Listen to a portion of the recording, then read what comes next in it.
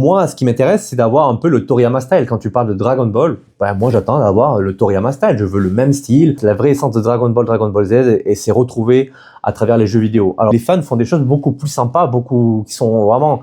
Ils sont à des années-lumière de ce que fait aujourd'hui la Toei, par exemple, ou Shueisha. Comme tu as dû le voir forcément dans les réseaux, en ce moment, c'est l'hystérie complète. Donc, parce qu'il va y avoir très prochainement le grand event au Japon pour les 40 ans de Dragon Ball, le Genki Damatsuri. C'est ça. Donc voilà, bon, je fais une petite vidéo un peu pour donner un peu mes impressions, une petite réaction, parler un petit peu de ce que je ressens sur ça, moi personnellement. Je laisse un peu les actualités, tout ce qui est information technique, actualité autres, aux chaînes beaucoup plus pertinentes que moi là-dessus. Moi, c'est juste une petite réaction pour donner mon point de vue en tant que fan de Dragon Ball Z, et essentiellement Dragon Ball Z. Et bon, qu'est-ce que je pense concrètement de ça? Tout simplement, écoute, de manière générale, quand la licence Dragon Ball se met un peu au diapason, commence un peu à faire bouger, qu'il y a un gros event qui est préparé de cette manière-là, c'est pas forcément pour rien. Donc, je pense qu'il y a deux camps. Hein, il y a deux camps. T'as le camp de ceux qui sont vraiment hypés, qui se disent ouais, putain super, il va y avoir plein d'annonces intéressantes. Peut-être au niveau, je crois qu'il y avait des jeux vidéo. J'ai appris aussi par l'intermédiaire de différents youtubeurs que apparemment il y aurait un remake Dragon Ball Super. Pourquoi pas? Et diverses choses un peu qui tournent autour de l'univers Dragon Ball. Donc t'as l'équipe, t'as cette team en fait qui est hypée, qui est super contente, qui attend vraiment avec impatience, et t'as un peu la team un peu des vieux fans de Dragon Ball, un peu les fans vieillissants de DB, un peu comme moi, un peu qui sont un peu sceptiques, soit d'autres personnes sont peut-être un peu désabusées, n'y croient pas trop. Bon, moi je suis plutôt entre les deux. Je t'avoue que je sais pas trop quoi penser, de manière générale. Je pense pas, honnêtement, que ça soit quelque chose de très, très fou. Parce que quand Dragon Ball, qu'on commence un peu à bouger, c'est forcément pour des raisons plus ou moins économiques, entre guillemets, quoi, étant donné que c'est une licence qui est financièrement intéressante. C'est pas anodin. Et même si il faut pas tout mettre dans le même panier, je pense aussi que ça peut-être apporter du bon, peut-être dans le secteur du jeu vidéo, ça peut être intéressant aussi, des nouvelles annonces, de nouveaux jeux vidéo, parce que personnellement, je parle pas de jeux vidéo moi dans la chaîne parce que moi je suis pas du tout gamer. J'ai grandi avec Dragon Ball dans les années 90, c'est comme la plupart des trentenaires et des quadras. Et puis bon, c'est mon manga préféré, c'est au-delà du simple manga, et c'est un style de vie, hein. Mais je trouve qu'à travers les jeux vidéo, ces dernières années, ces dernières décennies, ça a été quand même la vraie essence de Dragon Ball Z, et c'est retrouvé à travers les jeux vidéo. Alors, je le sens parce que quand je vois les gameplays, quand je vois les actualités qui sortent, quand je vois des potes aussi qui jouent qui ont eu ces jeux, qui ont pu me montrer, je vois bien que le jeu vidéo a une certaine fidélité, une certaine essence, vraiment, je dirais pas nostalgie, mais reste assez fidèle à l'univers Dragon Ball Z. Dragon Ball Z, celui qu'on a connu, qui avait une continuité avec le manga et l'animé.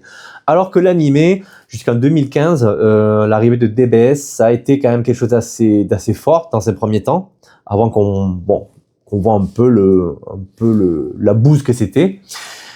C'est monté puis c'est redescendu. Mais avant ça, avant même que ça sorte, l'annonce même d'un nouveau Dragon Ball, on se dit, ça peut être super intéressant, ça va nous permettre de renouer, vraiment, c'est la fin de Dragon Ball Z avec le nouveau Dragon Ball d'aujourd'hui, et de créer une sorte de passerelle, quelque chose qui va continuer à nourrir cette passion, cette nostalgie. C'est ce fan service entre guillemets. Alors d'après ce que j'ai pu lire, c'est que le fameux remake de DBS revient fortement, c'est récurrent, c'est un peu le leitmotiv du gros truc qui va arriver là, de cette annonce des 40 ans de Dragon Ball. Effectivement, ça a 10 ans, DBS a 10 ans, et peut-être que les premières impressions ont été quand même assez pas terribles, hein. Les premiers dessins, les premiers animés, c'était pas terrible, c'était vraiment dégueulasse, quoi, entre guillemets, quoi. Même si c'est peut-être amélioré, il y a certains arcs qui sont plus ou moins intéressants. Je parle au niveau DA, hein, graphiquement, stylistiquement parlant. Et même le scénario, j'en parle même pas, parce que à part quelques petits trucs comme qu'est-ce qu'il y a eu, je serais pas trop de citer de tête comme ça. Enfin bon, c'est pas un truc qui m'a marqué vraiment. J'ai lâché un peu le délire. Enfin bon, bref. Après, l'idée du remake, c'est de rattraper et de rester plus fidèle à l'œuvre de Toyotaro, de DBS, le manga papier. Pourquoi pas? Pourquoi pas? Il y a eu quelques décalages entre le moment où le manga et l'anime sont sortis, donc je pense que c'est parti un peu en roue libre à certains moments. Et puis, si j'ai bien compris, t'as les uns qui gèrent le manga et t'as d'autres qui gèrent l'anime. Il n'y a pas eu forcément une concordance entre les deux. Et puis chacun a fait un peu ce qui semblait être le plus intéressant, le plus probable. Bon, le plus intéressant à ses yeux, que ce soit en termes d'anime ou de manga.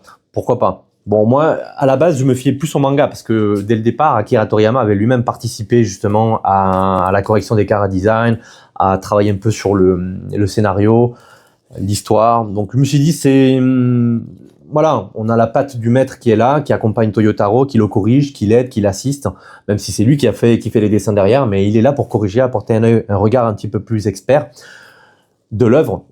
Et je me suis dit, bon, ben moi, pour moi, la vraie porte d'entrée, c'est Dragon Ball Super, mais ça reste le manga papier, pas l'animé, quoi. Donc, bon, après, j'ai mon frère, par exemple, que lui, il est à fond. Il a connu les mêmes années que moi, il est plus jeune, il a connu Dragon Ball Z, mais lui, il aime Dragon Ball Super.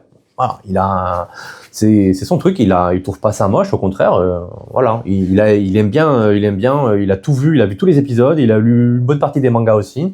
Dragon Ball Daima aussi, là, il a bien accroché, donc c'est très bien, hein, moi je trouve ça super, hein, sans faire de jeu de mots. Voilà, l'idée c'est qu'il y aurait forcément un remake. Après, voilà, est-ce que ce remake serait plus intéressant? Est-ce qu'il va apporter vraiment de la valeur? Est-ce qu'il va être retravaillé stylistiquement parlant? Parce que moi, personnellement, ce que j'attends des remakes, c'est que ça se rapproche, ok, qu'on puisse avoir une certaine cohérence avec le manga, avec l'histoire du manga papier, pourquoi pas, hein, mais si le manga papier, bon, d'après ce que j'ai vu niveau scénario, les débuts, ça peut aller avec l'arc Black Goku, c'est intéressant, mais plus ça va, plus je trouve qu'il y a de moins en moins de cohérence scénaristique. Quel intérêt de faire un remake en te basant sur un scénario qui est plus ou moins éclaté, où il n'y a pas forcément de cohérence, ou qui perd peut-être en profondeur au fil des arcs? Pourquoi pas? Bon. Mais moi, ce qui m'intéresse, c'est d'avoir un peu le Toriyama style. Quand tu parles de Dragon Ball, ben, moi j'attends d'avoir le Toriyama style. Je veux le même style, je veux le style des personnes qui ont travaillé à l'équipe, qui ont travaillé dans Dragon Ball Super, qui ont travaillé dans Dragon Ball Z à l'époque, avec les celluloïdes. Yamamuro, par exemple, pour ne citer que lui, hein. Donc ça, il y avait une patte Dragon Ball, c'était identifiable. C'était pas le même style que Toriyama, mais il y avait une cohérence quand même, donc entre le dessin animé et le manga papier. Donc s'il devait y avoir un remake Dragon Ball Super, bah, pourquoi pas? Je me ferme pas. Je pense que je pourrais regarder. Je pourrais regarder à condition que ça soit bien, que ça puisse me convaincre dès le premier épisode, que le style de dessin soit assez proche de ce qu'on attend de Dragon Ball, des origines, de ce qu'on a pu connaître, Dragon Ball Z, et que ça reste assez fidèle, parce que le but c'est pas non plus d'apporter des pattes des graphiques différentes à chaque fois qu'il y a un nouveau Dragon Ball qui sort, quoi. C'est comme si tu prenais One Piece et que tu commençais, à chaque épisode, t'avais quelqu'un qui dessinait un arc complètement différent, avec un style différent. Bon, je pense que tu commencerais à gueuler. Donc, parce que ce que tu as envie de voir, c'est l'identité graphique du créateur et qui se poursuit au fil de l'œuvre, ou du moins quelque chose de similaire. Après, oui, c'est une façon de dire, ça laisse peut-être moins libre cours à l'expression artistique, à développer ton style, mais j'ai envie de te dire, dans ce cas, tu fais un autre manga que Dragon Ball, quoi. Enfin, j'ai envie de te dire, moi, je veux du Dragon Ball, je suis fan de Dragon Ball, j'aime bien Dragon Ball, donc je veux la patte graphique de Toriyama, ou quelque chose de très similaire. Voilà, me propose pas autre chose d'éclater avec des trucs plus arrondis, des formes très simplifiées, des personnages éclatés, moins musclés. Non, il faut garder ce qui était déjà en 2000, il faudrait garder ce qui est issu de Dragon Ball Z. Voilà, tu fais une continuité comme ça. Si tu veux faire du Dragon Ball petit avec Goku petit, comme c'est le cas, on se base sur les standards du premier Dragon Ball, quitte à le moderniser un tout petit peu, ou Dragon Ball GT en quelque sorte, mais on reste quand même dans un univers graphique, une DA qui soit cohérente, sinon ça n'a aucun intérêt pour moi personnellement. Ok, on refait un remake de l'animé, c'est bien, mais bon, est-ce que moi je suis le public ciblé? Honnêtement, je pense pas, parce que même si ça sort, c'est pas sûr que je me mette à regarder Dragon Ball, le nouveau Dragon Ball Super, si toutefois un jour ça doit avoir lieu et que ça sort. En fait, je pense que c'est à faire comme Dragon Ball Daima. J'ai regardé le premier épisode, ça m'a bien hypé dès le début, les flashbacks étaient super intéressants. Voilà, j'adhérais pas forcément au style graphique vraiment de DB Daima. Bon, visuellement c'était joli, je dis pas l'inverse, mais j'ai pas pu adhérer. Je me suis dit ok, ça m'a pas déçu, ça m'a pas hypé. Premier épisode de Dragon Ball Daima, je le laisse, je m'arrête là, c'est terminé, j'ai eu ma petite dose, j'ai pas envie d'aller plus loin, ça me suffit. Après, tu fais comme tu veux. Et je pense que je suis peut-être pas la cible personnellement. Je suis peut-être pas la cible, donc je suis pas la cible pour ce nouveau Dragon Ball remake, donc DBS remake. En toute honnêteté, je sais pas. Je pense que je sais pas si on pourra retrouver quelque chose comme le DB d'époque. Hein, je pense pas. Hein, donc moi, ce qui m'a surtout marqué, c'est l'arc Cell et l'arc Buu. Donc en termes d'animation, de style graphique, c'est vraiment là. L'arc Buu, c'était vraiment quelque chose d'assez ouf, quoi, d'assez incroyable. Donc en termes de graphisme, c'est pas du tout démodé. Je trouve encore là, je regardais encore sur YouTube quelques extraits. Et je me dis mais en fait l'animation, elle pourrait très bien tenir encore aujourd'hui. Il nous sortirait aujourd'hui un Dragon Ball avec la même qualité que l'arc Buu. Bah ça serait vraiment génial, quoi. Enfin franchement, je suis client, hein, premier, hein, à condition qu'il y ait un peu un scénario crédible qui tienne. Peut-être avec quelques nouveautés, sans avoir trop de nouveaux personnages éclatés, trop d'histoires par-ci par-là qui n'ont que ni tête. Bon, pourquoi pas. Donc, je sais pas qui serait concrètement la cible. Peut-être ceux qui ont connu Dragon Ball via Dragon Ball Super. Peut-être que ça serait peut-être la cible directement, mais je pense pas. Je pense pas être vraiment une cible pertinente là-dessus.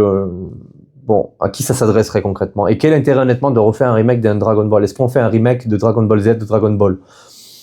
Non, pas vraiment. Donc en gros, tu fais un remake DBS pour te dire ok les gars, on a fait de la merde, bon, on va la refaire. On va vous refaire le même truc, mais un petit peu mieux peut-être, un petit peu mieux travaillé, avec un style un petit peu plus sympa, peut-être adopter des OAV qui sont sortis il y a pas très longtemps, genre Dragon Ball Broly. Pourquoi pas, avec plus de baston, moins de scénar, bon. À la limite, moi, je préférerais qu'il fasse un effort un peu plus sur le scénario, qu'il nous apporte un peu des personnages un peu plus charismatiques, un peu moins enfantins. Et c'est là où je te dis que moi, je suis pas forcément la cible, parce que moi, quand je parle de personnages, je m'attends à voir des personnages comme celle, la première transformation, des personnages qui sont là un peu en mode badass, quoi, limite tu pourrais pas montrer un gamin de 4 ans, et il n'endormirait pas la nuit, et moi, c'est ça que je cherche. Donc je suis pas forcément le public, parce que si c'est pour avoir des petits personnages, des petits méchants avec des têtes toutes rondes, des petits muscles tout ronds, bon, tout mignon, un peu kawaii, non, ça m'intéresse pas.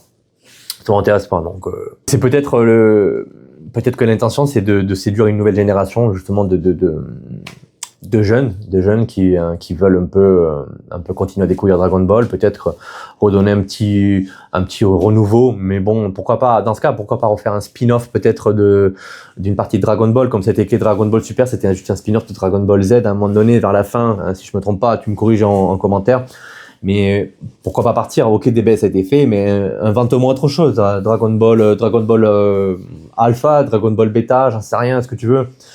Mais peut-être avec des axes différents, des ellipses temporelles, des moments d'histoire de Dragon Ball Z peut-être qui n'ont pas été exploités, qui donneraient peut-être qui justifieraient justement le développement d'un nouvel arc, d'une nouvelle saga. Ça serait vraiment intéressant, et mets tous tes efforts là-dessus. Donc propose-nous quelque chose peut-être en 2D, comme ça avait été le cas donc dans l'intro d'un des films, je crois, où en fait on voyait Goku qui s'attaquait à l'armée du ruban rouge. Ça avait été fait en 2D, c'était super, c'était magnifique. C'est ça qu'on veut, personnellement. C'est ça que je veux.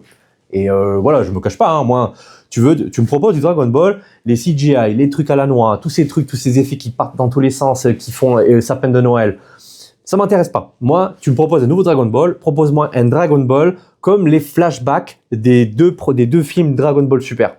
Voilà, un truc comme ça travaillé, pas forcément qui reprend Dragon Ball Z ou Dragon Ball, mais si c'est nouveau, mais propose-moi cette patte graphique, cette animation, avec un scénario un petit peu plus intéressant, plus poussé.